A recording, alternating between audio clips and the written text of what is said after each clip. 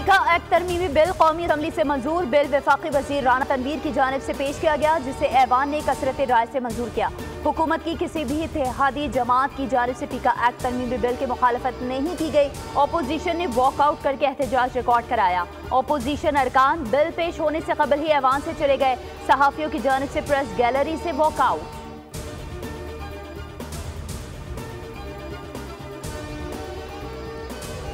और कानून साजी सोशल मीडिया के लिए है, वर्किंग जर्नलिस्ट को तहफ़्फ़ुज़ मिलेगा। तरमीमी एक्ट से इलेक्ट्रॉनिक और प्रिंट मीडिया मुतासर नहीं होगा। ये सहाफ़ियों के तहफ़्फ़ुज़ की जानिब अहम कदम है। डिजिटल मीडिया के बारे में क़वायद वक्त की अहम ज़रूरत है।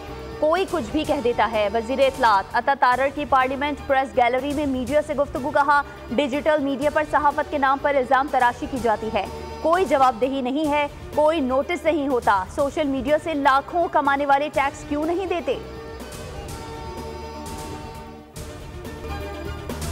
ऐलान कर लिया है कि आज तक हमने हुकूमत को उससे पहले टाइम दे दिया था, 7 दिन का हमने टाइम दे दिया था। ये खान साहब ने वाजे कर दिया था कि अगर कमीशन का ऐलान इसी दौरान नहीं होता तो हमारे मजीद राउंड्स मुज़ाकरात के नहीं चलेंगे। आज खान साहब ने दो टोक अल्फाज में कहा कि हुकूमत ऐलान नहीं करती और अभी तक ऐलान नहीं किया। हमारी तो बड़ी ख्वाहिश थी कि मुज़ाकरात हो और मुज़ाकरात आगे चले।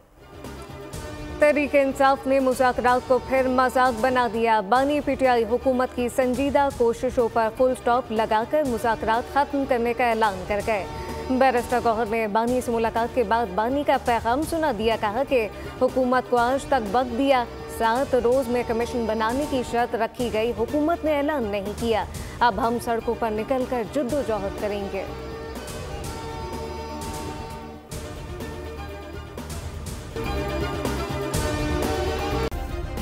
सब्सक्राइब करें और बेल दबाएं ताकि कोई खबर रह न जाए।